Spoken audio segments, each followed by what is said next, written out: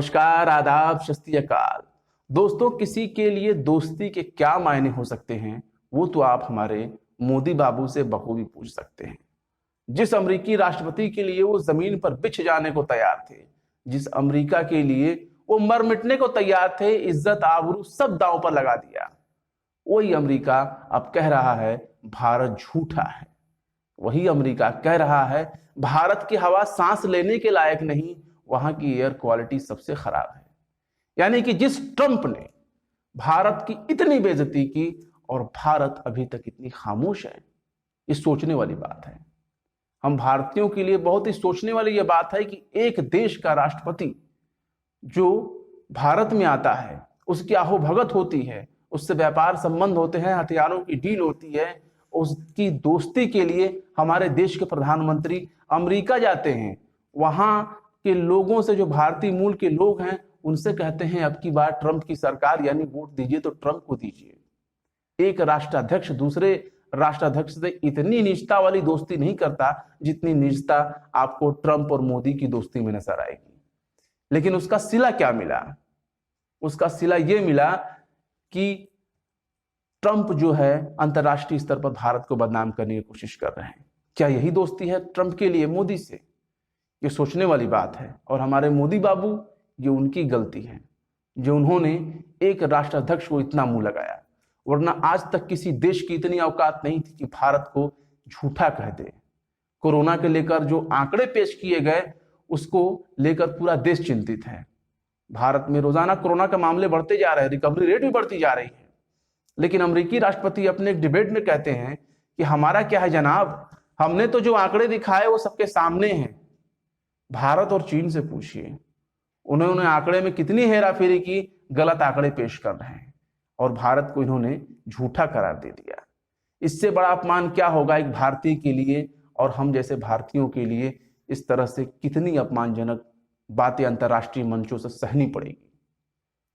उस ट्रंप के लिए, जिस ट्रंप के लिए भारत के प्रधानमंत्री प्रोटोकॉल तोड़ते थे, जाकर उनको गले लगाते थे, उनको अपना भाई कहते थे, उनसे हंसी मजाक करते थे, और उसके बदले सिला क्या मिला?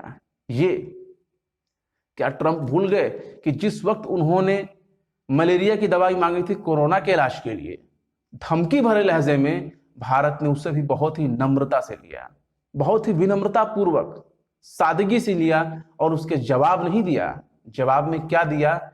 लो भाई, तुम दवा मांगते हो ना, दवा ले लो। ये होती है दोस्ती। भारत ने अपनी दोस्ती में कोई कमी नहीं रखी, लेकिन जिस ट्रंप के पेट में भारत का गया अनाज, दावत का अनाज अभी पचा भी नहीं होगा, वो हमें आंखें दिखा रहा है। ऐसा कैसे? क्या ये दोस्ती इतनी कम हो गई है? आप एनडीटीवी की रिपोर्ट देखिए, बहुत से वेबसाइटों में इस चीज को रिपोर्ट किया है, लेकिन इस पर रिपोर्ट देखिए ट्रंप क्या कहते हैं।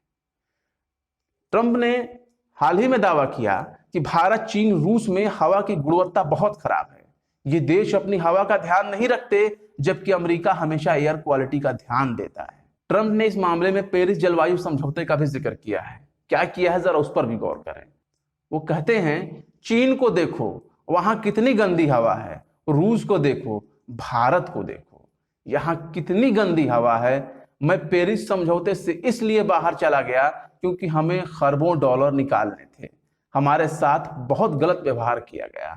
यानी कि हमारे देश के प्रधानमंत्री ने इनकी एक धमकी पर प्यार भरे अंदाज में उनको मलेरिया की दवाई भेज दी उनके लोगों के इलाज के लिए, तो ये बहुत गलत कर दिया। ये व्यवहार बहुत गलत था। हमारे देश के प्रधानमंत्री ने उनके भारत आगमन पर उन्हें गले से लगाया, जो कि भारत की परंपरा रही है, जबकि एक राष्ट्राध्यक्ष की यह परंपरा नहीं थी कि प्रोटोकॉल तोड़ करके किसी देश के राष्ट्राध्यक्ष को जो है वो गले लगाए। लेकिन भारत ने यह भी किया, किस लिए? अपनी दोस्ती के खातिर, अपनी मित्रता के खातिर बेपनाह मोहब्बत किया दूसरे देशों के राष्ट्रपतियों को और दूसरे देश के राष्ट्राध्यक्षों को। लेकिन उसके बदले में और क्या कहते हैं ट्रंप साहब? ट्रंप ने कहते हैं पेरिस समझौते की वजह से मैं लाखों नौकरियों और हजारों कंपनियों का बलिदान नहीं करूंगा। ये थे ट्रंप के बयान। बेहद शर्मनाक और बेहद आपत्तिजनक।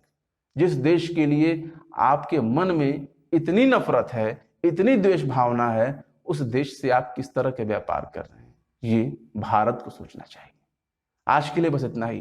कैसा लगा ये वीडियो आप हमें जरूर बताएं। आप इस बारे में क्या सोचते हैं कमेंट बॉक्स में जरूर लिखें। वीडियो पसंद आए तो लाइक करें, शेयर करें और हमारे यूट्यूब चैनल को सब्सक्राइब करें। फिर मिलते हैं किसी और वीडियो में किसी नई खबर के साथ। तब तक के लिए नमस्कार।